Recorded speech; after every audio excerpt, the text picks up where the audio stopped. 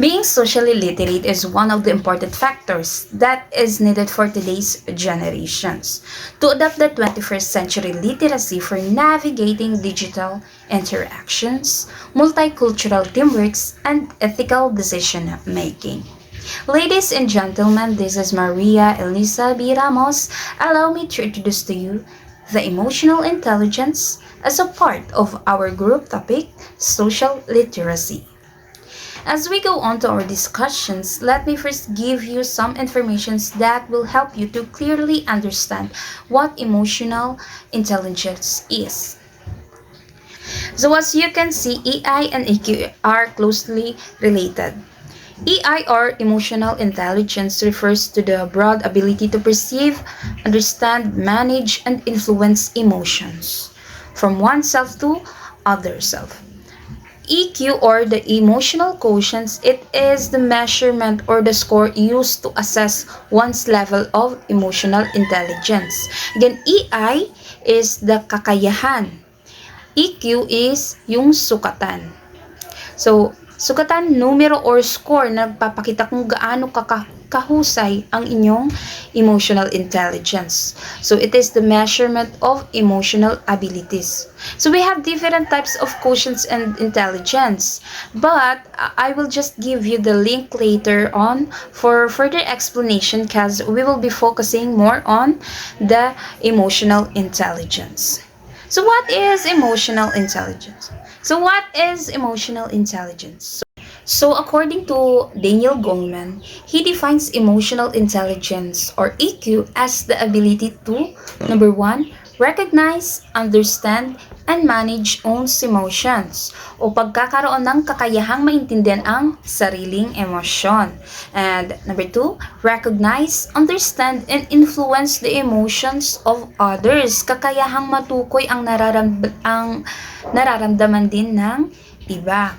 So it is being aware that emotions can drive behavior and impact people positively and negatively. Pagiging aware na maaari maka-affect daw sa iba ang bawat emotions na pinapakita natin in a positively and negatively way.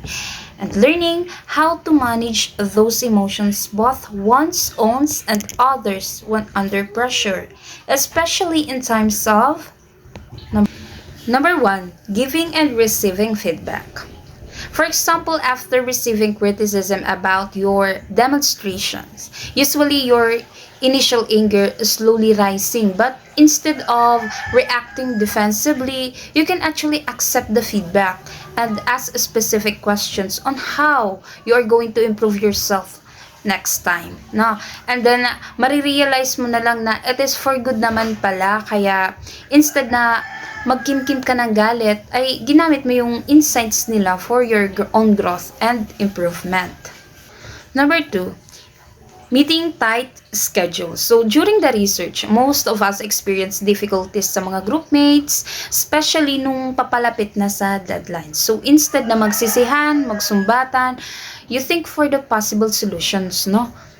Number three, dealing with challenging relationship.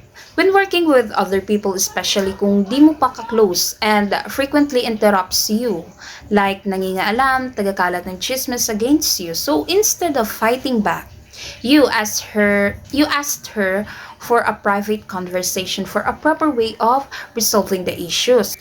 Number four, not having enough resources. Usually when you are lacking for a budget, there are circumstances that you want to blame someone.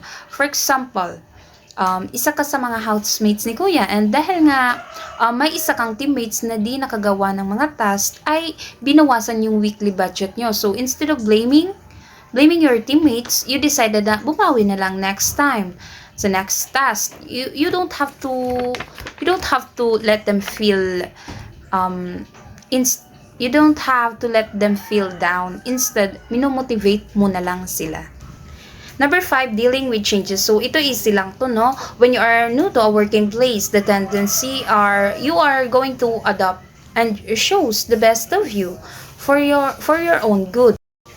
Number 6, experiencing setbacks and failures. For example, your students get the lowest during the quiz B, no? Tapos ikaw yung coach. And then, instead of blaming your students for not reviewing the lessons, you create a safe space to discuss the disappointment and how you are going to improve your students for the next time.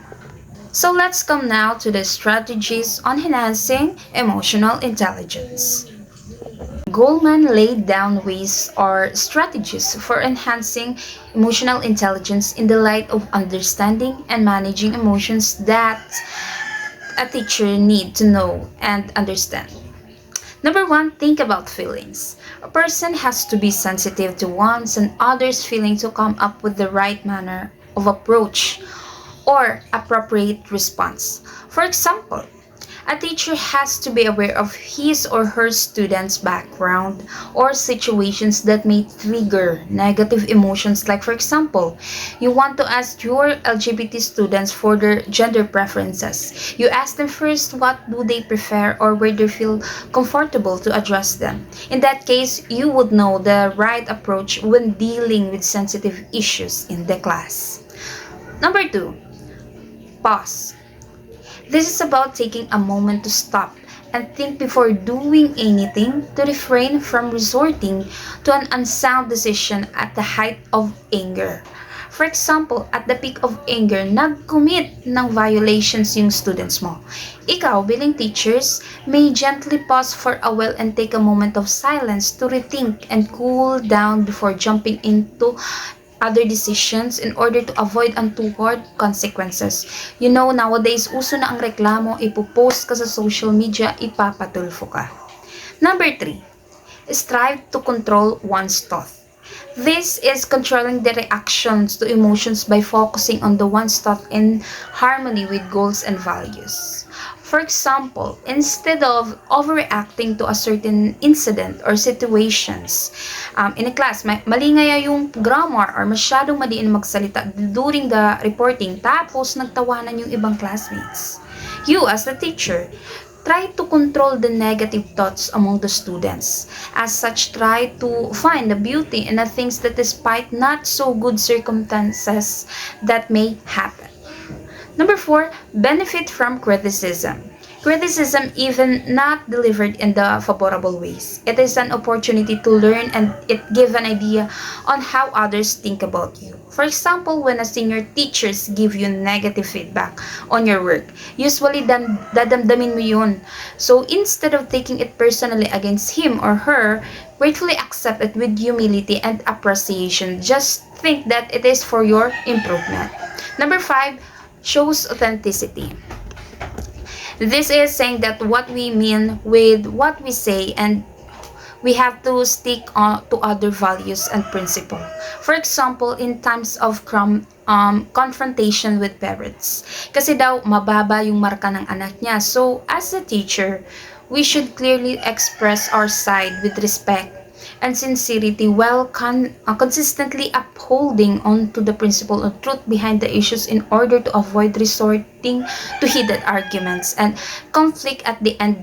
Ipapaliwanag mo kung saan nagkulang yung anak niya at kung paano makakabawi in a way na kayo lang ang makakaalam ng usapan niyo. Number 6, demonstrate empathy. Whenever we show empathy to others, such as understanding their thoughts and feelings, we can easily establish a connection with them. As a teacher, we should reach out students who are in their worst situations and try to understand them. Number 7, praise others. This is by the way of acknowledging and appreciating others towards attaining self-fulfillment and building trust. For example, teachers should give acknowledgement and praise to the students for their deeds and that are worth commending. Number 8, give helpful feedback.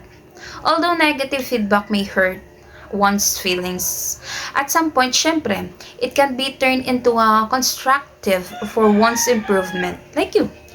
For example, when we receive a negative feedback from our superior, we have to take it as a challenge towards becoming a better and a stronger person. Huwag mong personalin. Number 9, apologize. Saying sorry is the hardest thing to say and meant.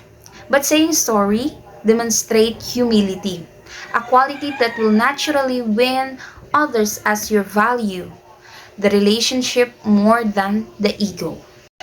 Number 10, forgive and forget. Forgiving and forgetting prevent others from holding emotions. Hindi mo na kinikimkim and allowing one to move forward. For example, when the students or a co-teachers hurt us, nag-joke ng nakaka-offend, pero binawi naman agad after. So we should be ready to forgive and let go the pains that somehow caused it. Kahit medyo nakaka-hurt, try to forgive and forget. Number 11, keep our commitments. The habit of keeping one's word in things, either big or small, develops a strong reputations for reliability and trustworthiness. For example, when we are giving tests in the school, make sure that we commit ourselves. Committed tayo. Buong buo ka. Dapat from our time and effort into it. Remember, opportunities may only come once. Remember, opportunities may only came once. Therefore, grab every opportunity that may come along our way, for it may never come again. Number 12, help others. One way to positively win others is through helping them, because listening to and helping them can build trust and inspire them to follow. For example, in every school activity, we have to find ways in helping others to accomplish their tasks successfully. In returns, they will be grateful to us. Siyempre, tatandaan ka, ito nga matulungin to. Number 13, protect ourselves from emotional sabotage. Yes, this is being wise enough to protecting ourselves when others attempt to manipulate our emotions for personal sake, namely kung sa partner mo man yan, or kabit yan, or kung sino man. For example, in school, when we feel that someone has been excessively wrongly controlling our actions, feelings, and decisions in the school, stop in any right but subtle and courteously way possible. That was all for my report, and I hope you have learned something new today. Again, this is Maria Elisa Ramos reporting. Thank you for watching.